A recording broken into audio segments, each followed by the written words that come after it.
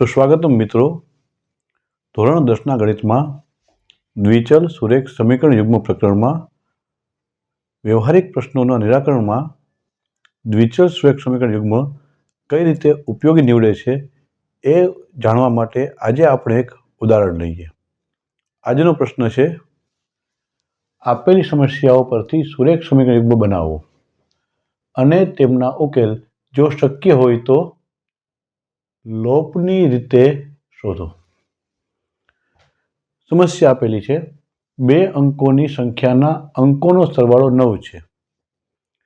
વળી સંખ્યાના 9 ગણા કરતાં મળતી સંખ્યા એ અંકોની અદલાબદલી કરતાં મળતી સંખ્યા કરતાં 2 ગણી છે. તો તે સંખ્યા શોધો. અહીં એક સંખ્યા માંગવામાં આવેલી છે જેના અંકોની અદલાબદલી કરતાં મળતી સંખ્યા અને મૂળ સંખ્યા વચ્ચે એક સંબંધ આપેલો છે. આ સંબંધ પરથી આપણે સંખ્યા મેળવવાની છે અને જો ઉકેલ શક્ય હોય તો આપણે લોપની રીતનો ઉપયોગ કરવાનો છે. તો ચાલો શરૂ કરીએ. સૌપ્રથમ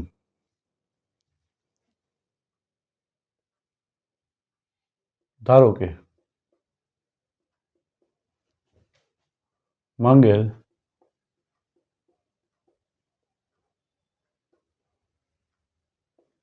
બે અંકની સંખ્યાનો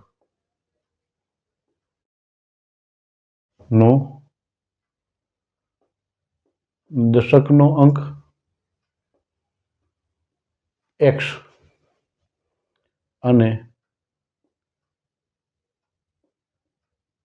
એકમનો અંક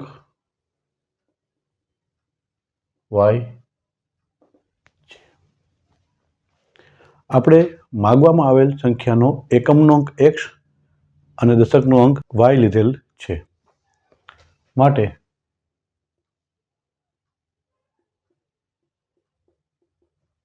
માંગેલ સંખ્યા બરાબર દશકના અંકને આપણે 10થી ગુણીએ તો મળશે 10x અને એકમના અંકને 1થી ગુણીએ તો મળશે y. આ સંખ્યા એ માંગેલ સંખ્યા થશે અને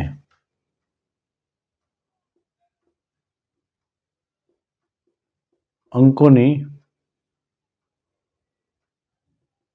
અદલાબદલી કરતા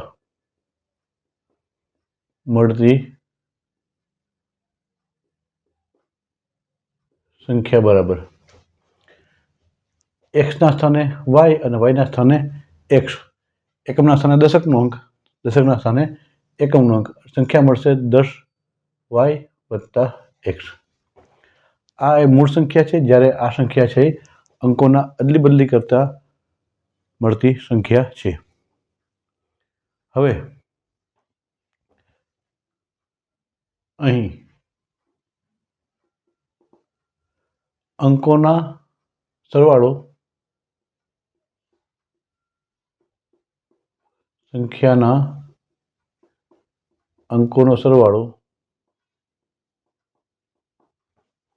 9 છે. તો અંકો છે આપણી પાસે, એક દશકનો અંક છે x અને એકમનો અંક છે y. આ બંને અંકોનો સરવાળો કરીએ આપણે તો જવાબ મળે છે 9, જેને આપણે સમીકરણ 1થી ઓળખાવીએ. બીજી શરત આપેલી છે,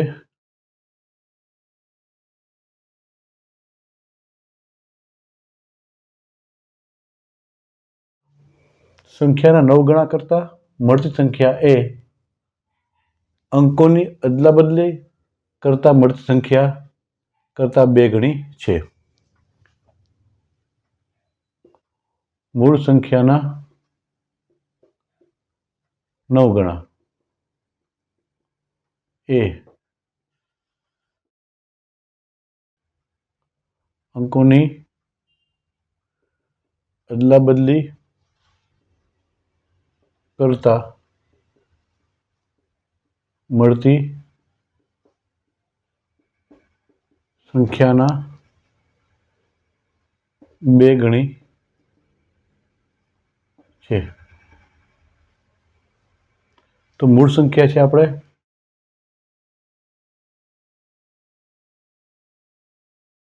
10x વત્તા વાય અને અંકોની અદલાબદલીથી મળતી સંખ્યા છે 10y વત્તા x. મૂળ સંખ્યાને આપણે 9 ગણા કરીએ તો આપણે 9 ગુણીએ અને અદલાબદલીથી મળતી સંખ્યાને આપણે 2 ગણા કરીએ એટલે 2 ગુણીએ. આ રીતે સમીકરણ પ્રાપ્ત થાય. જો આપણે એનું સાદુરૂપ આપીએ તો 9 દાણ 90x વત્તા 9y બરાબર 10 દુ 20y વત્તા 2x. 2x ને ડાબી તરફ લઈ જાય તો થશે -2x વત્તા 9y. 20y ને ડાબી તરફ લઈ જાય તો -20y બરાબર 0. સાદુરૂપ આપીએ તો 90 માંથી 2 જાય 88x, 20 માંથી 9 જાય તો મળશે 11y બરાબર 0. આખા સમીકરણ આપણે 11 થી ભાગી દઈએ તો 8x માઇનસ વાય બરાબર 0, જેને આપણે સમીકરણ 2 થી ઓળખાવીએ. હવે આપણે ઉકેલ મેળવવા માટે લોપની રીતનો ઉપયોગ કરવાનો છે. તો કોઈ પણ એક ચલના સહગુણકને સમાન અથવા વિરુદ્ધ સંખ્યા તરીકે કરવા પ્રયત્ન કરીએ. આપણે જોઈ શકીએ કે સમીકરણ 1 અને 2 માં ચલ y ના સહગુણક 1 છે, 1 માં ધન 1 છે, 2 માં ઋણ છે, તો આપણે કહીએ છીએ વિરુદ્ધ સંખ્યા જ છે. તો આપણે સીધો સરવાળો લઈએ. સમીકરણ 1 અને સમીકરણ 2 નો સરવાળો લેતા પ્રથમ સમીકરણ લખીએ તો x વત્તા વાય બરાબર 9 અને બીજું લખીએ તો 8x ઓછા વાય બરાબર 0. આપણે સરવાળો કરીએ તો x અને 8x 9x plus Y minus Y થઈ જશે કેન્સલ અને 9 ને 0 9 માટે x બરાબર 9/9 માટે x બરાબર 1. હવે એક્સની કિંમત આપણે કોઈ પણ સમીકરણ મૂકીએ કે 1 અથવા 2 માં. આપણે એક્સની કિંમત સમીકરણ 1 માં મૂકીએ તો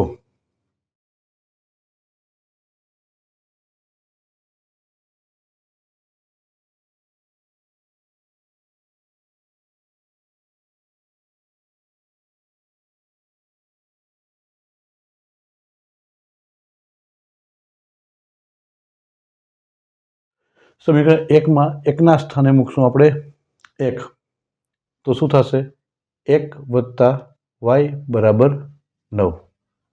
હવે 1 બરાબર જમણી તરફ લઈ જાય તો માઇનસ થઈ જશે 9 - 1 માટે વાય બરાબર 8. આ રીતે x એટલે દશકનો અંક મળે છે 1, જ્યારે વાય એટલે એકમનો અંક મળે છે 8. હવે માંગેલ સંખ્યા બરાબર માંગેલ સંખ્યા છે 10x વત્તા વાય. 10x એટલે 1 પ્લસ વાય એટલે 8, તો 10 × 10 વત્તા 8 બરાબર 18. આમ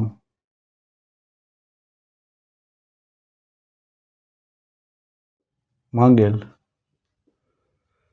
સંખ્યા 18 છે.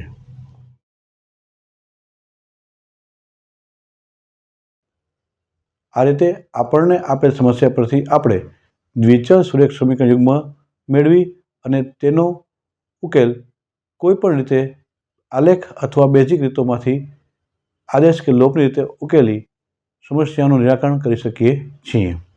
આભાર.